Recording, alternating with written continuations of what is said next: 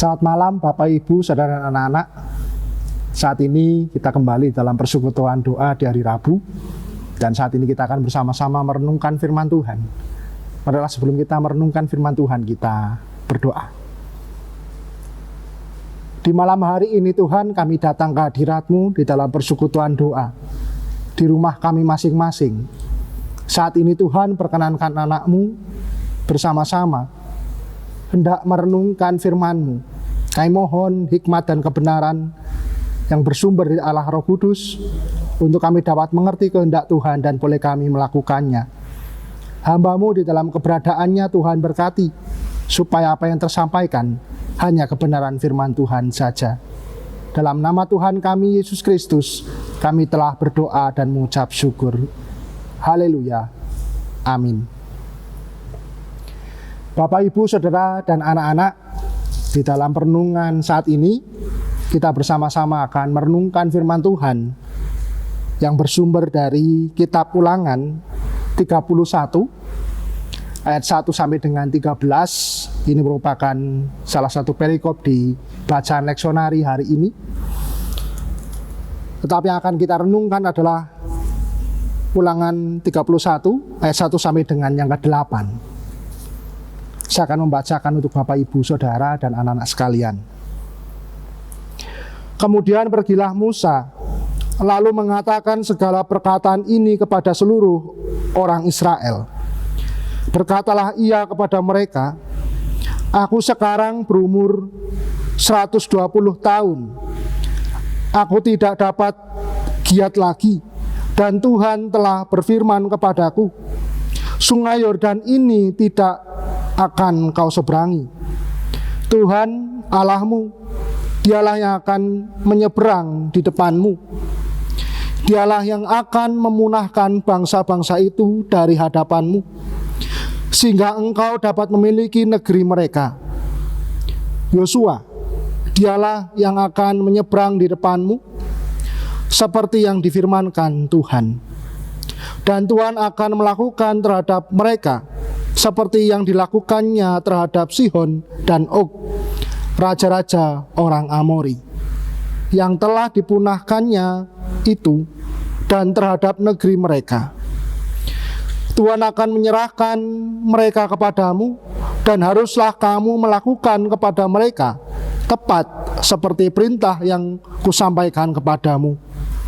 Kuatkan dan teguhkan hatimu, janganlah takut dan jangan gemetar karena mereka semua, sebab Tuhan Allahmu, dialah yang berjalan menyertai engkau. Ia tidak akan membiarkan engkau dan tidak akan meninggalkan engkau. Lalu Musa memanggil Yosua dan berkata kepadanya di depan seluruh orang Israel, kuatkan dan teguhkanlah hatimu, sebab engkau akan masuk bersama-sama dengan bangsa ini ke negeri yang dijanjikan Tuhan dengan sumpah kepada nenek moyang mereka untuk memberikannya kepada mereka, dan engkau akan memimpin mereka sampai mereka memilikinya. Sebab Tuhan, Dia sendiri akan berjalan di depanmu, Dia sendiri akan menyertai engkau. Dia tidak akan membiarkan engkau dan tidak akan meninggalkan engkau. Janganlah takut dan janganlah patah hati. Demikianlah firman Tuhan. Yang berbahagia ialah mereka yang mendengarkan firman Tuhan dan yang senantiasa memeliharanya. Haleluya. Amin.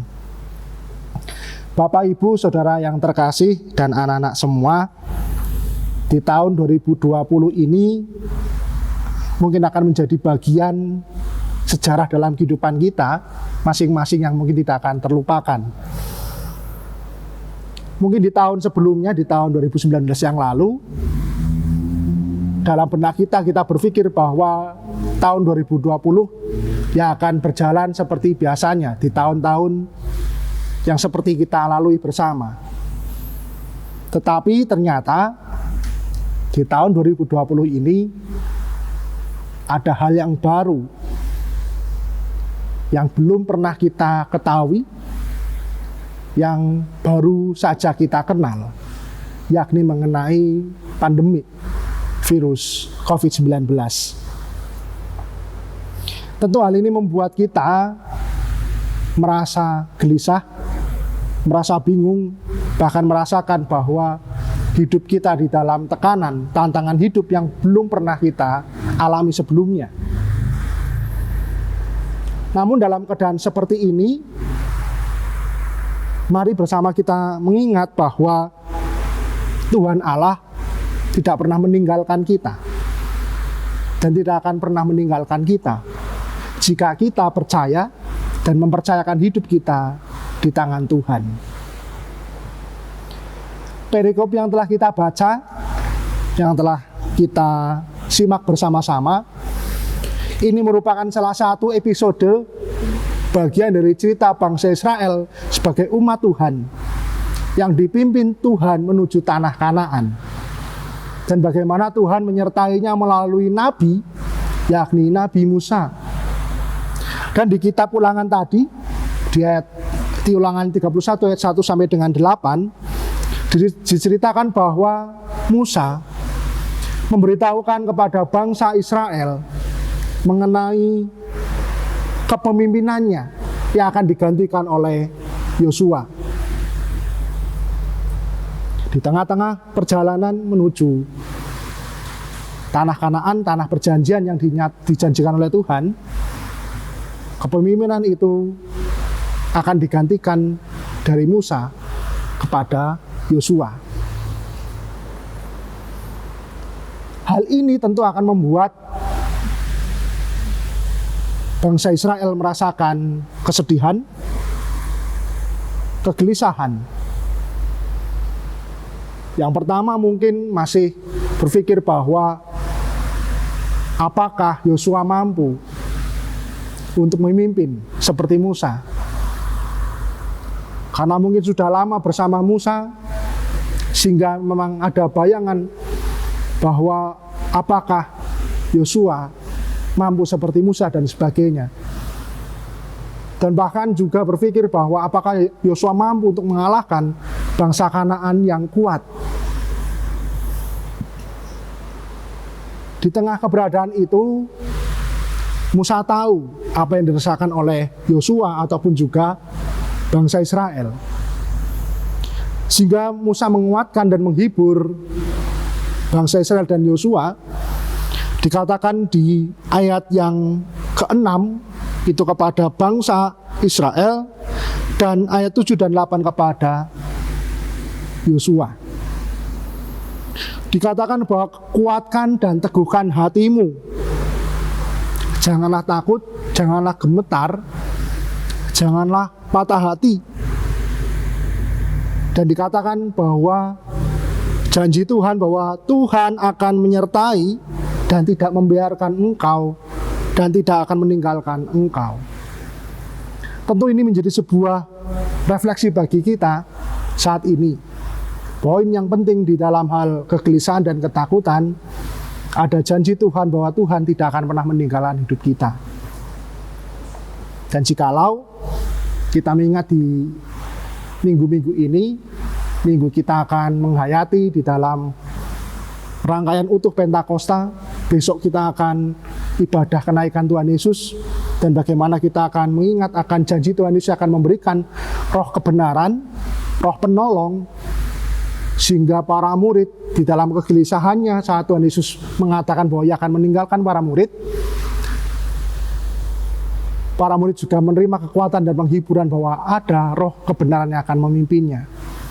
Jikalau kita refleksikan, bukankah hal yang sama ketika Musa digantikan oleh Yosua, dirasakan kegelisahan oleh bangsa Israel, tetapi bukan perkara pergantian, tetapi Allah yang tetap menyertai bangsa Israel.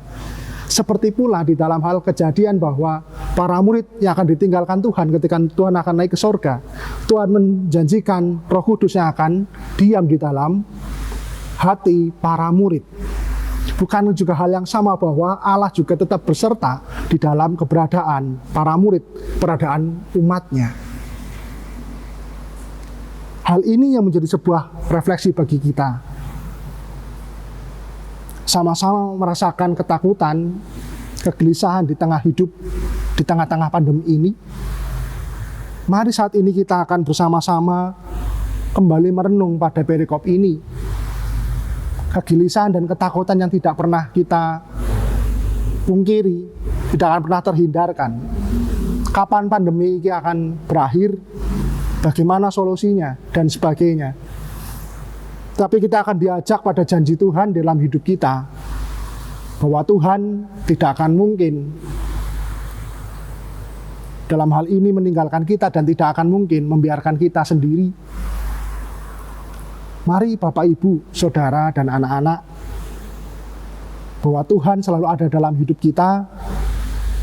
Ajakan ini ajakan yang membuat kita untuk sungguh-sungguh mengingat akan janji Allah kepada hidup kita sebagai umat, untuk jangan takut, jangan gemetar, dan jangan patah hati, tapi mari kita kuatkan dan teguhkan hati kita untuk percaya dan mempercayakan diri di dalam kehendak Allah. Dan salah satunya untuk dapat mengerti kehendak Allah itu adalah dengan cara mari dekat dengan Allah, datang di dalam doa, datang di dalam setiap kita merenungkan firman-Nya. Di saat kita mungkin sibuk dengan segala prediksi dan sebagainya, mari untuk kita tunduk di dalam persekutuan pribadi kita dengan Tuhan. Jangan-jangan kita mungkin terlalu sibuk berpikir dengan segala logika manusia kita, dan kita lupa untuk datang kepadanya. Mari, ini menjadi renungan kita di tengah pandemi ini, bahwa Tuhan selalu ada dalam hidup kita. Oleh karena itu, kuatkan dan teguhkanlah hatimu.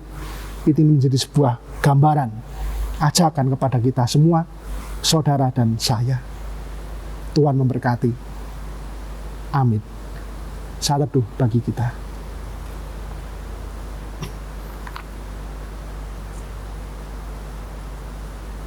3, 2, 1